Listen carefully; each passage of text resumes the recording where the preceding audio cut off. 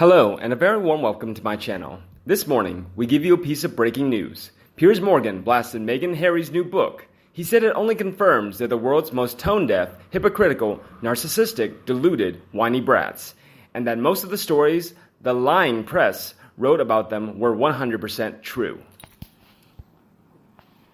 Where's the positivity, moans Prince Harry. Why is everyone so miserable and angry? I regret to say I laughed out loud when I read that line from the new book, Finding Freedom, which claims to be the real story about why Harry and his wife Meghan quit the royals and Britain. It's hard to think of anyone in public life right now more relentlessly miserable, angry and negative than the Duke and Duchess of Sussex. Barely a week goes by without them whining about something or suing people. They become serial victims, intent on painting themselves as the most hard-done-by people on God's earth. Yet the more they complain, as the rest of the world struggles with the very real hell of the worst pandemic for 100 years, the more they expose themselves as a pair of appallingly bitter, staggeringly self-obsessed, utterly deluded, and woefully tone-deaf laughingstocks.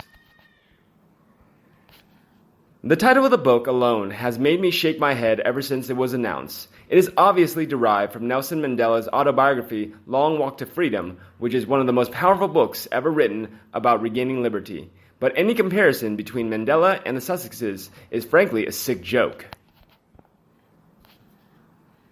For 18 of his 27 years behind bars, South Africa's most iconic leader was housed in an 8-foot by 7-foot concrete cell on Robben Island with only a straw mat to sleep on. He had an iron bucket for a toilet, thin blankets for his bed, and allowed one visitor a year. He couldn't even attend the funerals of his mother and son. Every day, Mandela would work in a lime quarry, breaking stones as armed guards watched over him. So, the freedom he experienced when he finally got out of prison was a very real and visceral one. Harry and Meghan's experience in captivity has been slightly less oppressive. After a sumptuous wedding that was rapturously received around the world, they lived in a palatial, taxpayer-funded royal home, were waited on by teams of servants, flew around in private jets, and attended glitzy movie premieres where they were cheered by screaming fans. But it wasn't enough. Stung by a series of perceived slights by other members of the royal family and palace courtiers, and repeated media criticism of hypocrisy based on their undeniably hypocritical behavior, they began to see this gilded life of unimaginable luxury and privilege as a prison.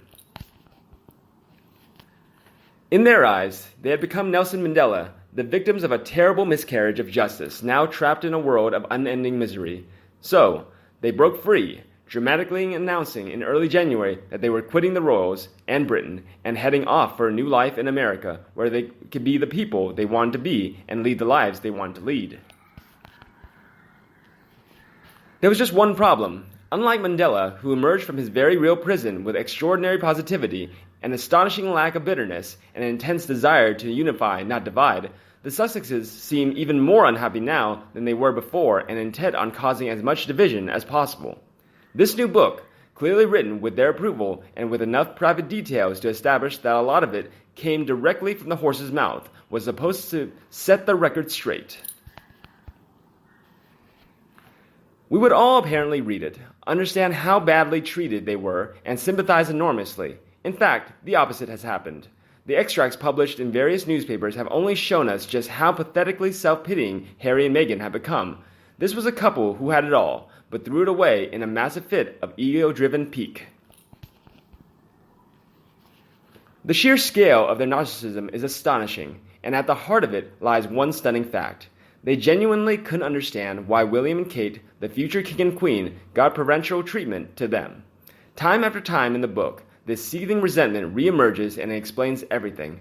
For a couple so low down the throne succession cap rank, the Sussexes have delusions of grandeur and importance on a breathtaking scale. They also have no sense of self-awareness. In the book, Harry and Meghan, always so angry at media intrusion into their family's life, have stuck the knife into his family in spectacular fashion. Harry whacks his brother Prince William for being a snob and his father Prince Charles for being thoughtless, while Meghan whacks sister-in-law Kate, the Duchess of Cambridge, for being cold and insensitive towards her. They repeatedly accuse the whole royal family, presumably including the Queen, of ignoring their desperate plight, despite as they laughably claim, them single-handedly leading the royals to supposedly unprecedented heights of global popularity. The fact this garbage is being spewed after the Queen, Charles, William, and Kate have spent months comforting the British people in remarkably empathetic and impressive fashion during the crisis is even more grating. The deeply intrusive revelations go on page after page. Of course, the comical irony of the approved publication of all this setting the record straight private information is that most of it confirms myriad newspaper stories that we were previously assured were media lies. There are other little snippets in the book that blast off the page like bombs. Meghan, we're told, used to tip off the paparazzi about her movements in Toronto, where she filmed her TV show, Suits. One of them even had her phone number. Oh, and she would leak stories to the press to promote herself. When I read this, I thought immediately of the way she has so heartlessly disowned her father Thomas for naively colluding with the paparazzi to promote himself in the run-up to her wedding.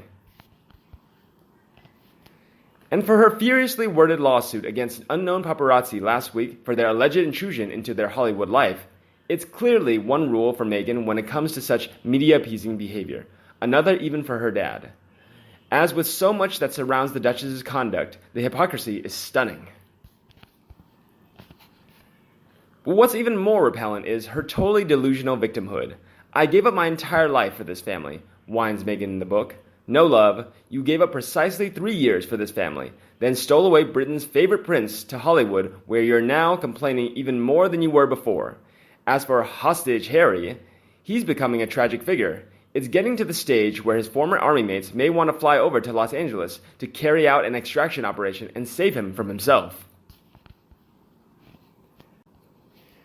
If this book is supposed to be the pro-Meghan and Harry one, I'd hate to see a hatchet job.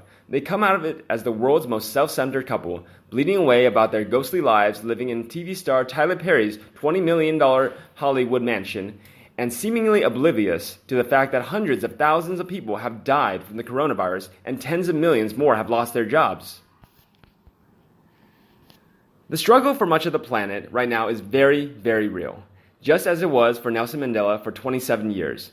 Meghan and Harry's only struggle is to work out each day which of their last borrowed lavish homes, 12 bathrooms, they want to luxuriate in before they bravely appear on those creepy videos to lecture us all about equality and hardship. I think what most of us would like now is to find freedom from this ridiculous pair's incessantly negative, miserably angry whining. Indeed, many fans also agree with Piers and slam Meghan and Harry on the Daily Mail. A fan wrote, "Absolutely spot on, Piers. But you missed the bit of their whinging which angers many of us even more, and that was the interference that we, as a nation, are all racist and upset because Harry married a woman of color, which is totally untrue and a final insult to us all. Well, I'm having a laugh anyway." It's all totally blown up spectacularly in their faces, as they fully deserved, and hopefully will be a lesson to all the millennial Whiny Snow works as to what happens when you spend too much time navel-gazing and miss what's important to the real people in the real world, who the majority, not you, and are listening to all your drivel and shaking their heads in disbelief at the state of you and wondering where on earth they went wrong by giving you everything you needed and more. Another fan added, "Biggest backfire in history. I think they will be pariahs. People both sides of the Atlantic are sick to death of them. There's no big money contracts offered, and both are fast running out of friends. They could have had it all. They were so popular, it was a fairy tale. Now it's totally soured because of arrogance, bitterness, and jealousy." And the last one wrote, "Harry, you should be ashamed. The reason you are being criticized in the press is because of the way you both behave towards the British public. You continue to live off the public purse, which makes you a public commodity, and yet you see fit to treat the royal family and the British public with such contempt. Look at the way you kept the godparents of your son a secret. Look at how you play games with the public releasing photos of your son's foot, hand, or covered face. Then you go to South Africa and have pictures of Archie posted everywhere. Look at how much money you wasted on yourselves. While globetrotting and preaching about environmental issues, this is reported by the press, not created by the press. So grow up and stop blaming others for your life choices. Give up your royal life and stay in Los Angeles. Do you really think anyone believes this book, or that you and yours were not involved? Stop whining. And you, do you agree with this opinion? Please let me know in the comment section below and we'll discuss them together. If you love my video, remember to like and share it for anyone you think also loved it. And subscribe to the Sussex Daily News channel to get more news from the royal family by our team. Now, have a nice day and see you in the next videos. Bye.